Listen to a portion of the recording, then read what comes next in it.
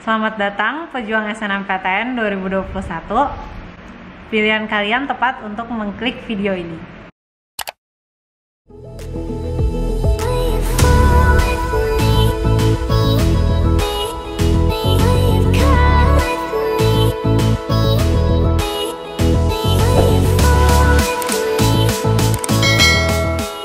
Perkenalkan kembali, nama aku Tiara. Saat ini aku mahasiswa di FKUI.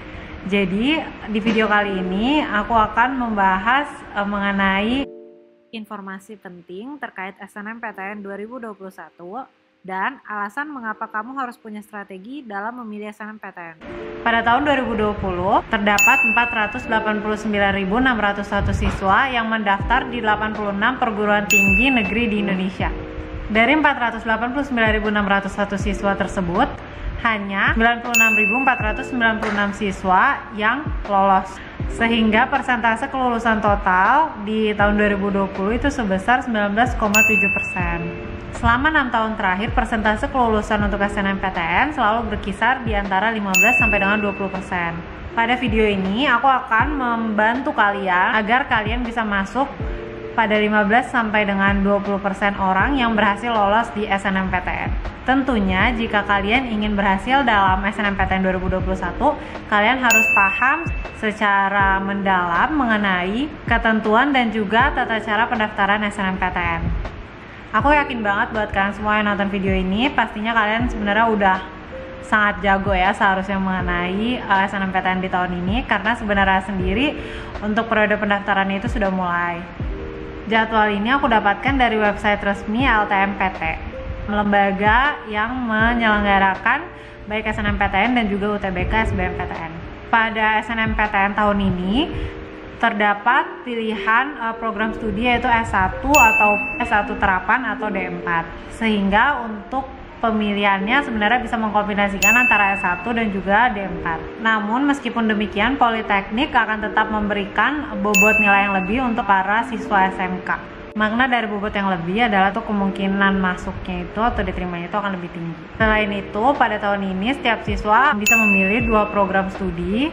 Namun PTN-nya jika memang perguruan tinggi negerinya itu berbeda, salah satunya itu harus ada di domisili atau lokasi yang sama seperti dengan keberadaan SMA-nya atau MA ataupun SMK-nya.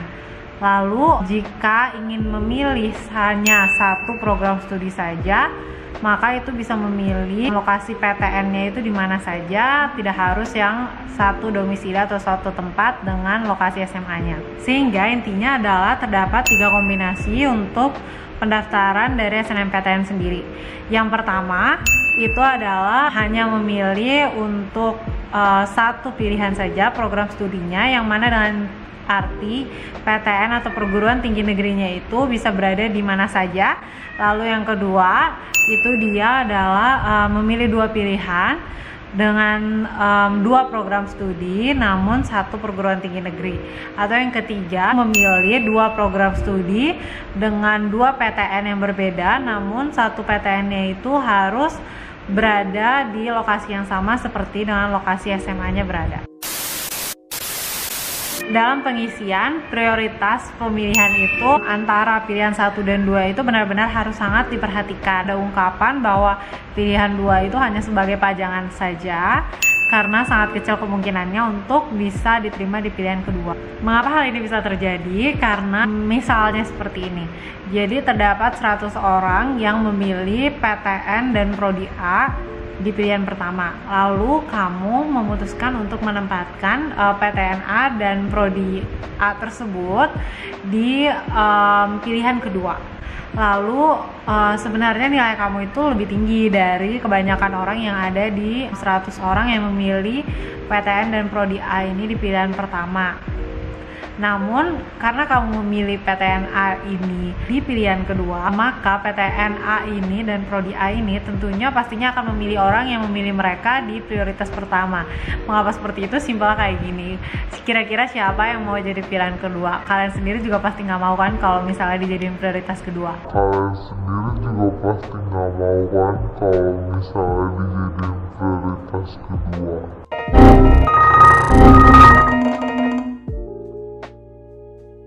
Makanya wajar banget biasanya pilihan kedua itu sangat jarang ada yang bisa lolos di situ, karena ya siapa gitu yang mau dijadiin pilihan kedua. Pemilihan program studi dan PTN itu sangat penting dan juga sangat krusial, karena ini akan menentukan nasib kamu ke depannya, karir kamu ke depannya seperti apa. Jangan sampai waktu kamu nantinya itu akan terbuang karena tiba-tiba kamu merasa kamu itu salah jurusan, sehingga kamu memutuskan untuk pindah atau mencoba ujian di prodi dan juga PTN lainnya. Karena itu menurut aku pribadi sangat-sangat disayangkan waktu yang sudah terlewat. Jadi makanya kamu harus menentukan prodi kamu yang kamu pilih beneran emang yang kamu mau.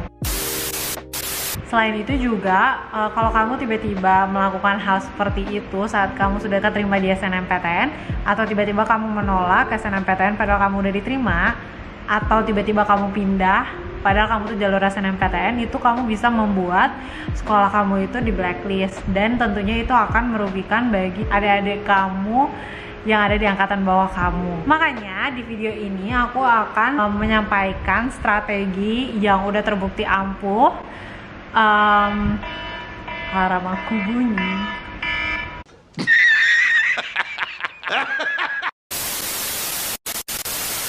Aku bakal sampein strateginya di video ini, dan strategi ini udah terbukti karena aku sendiri alhamdulillah keterima di SNMPTN di FKUI, dan juga ada aku dapat SNMPTN di FK4, dan selain itu juga ada sepupu aku, dia dapat SNMPTN di FK3.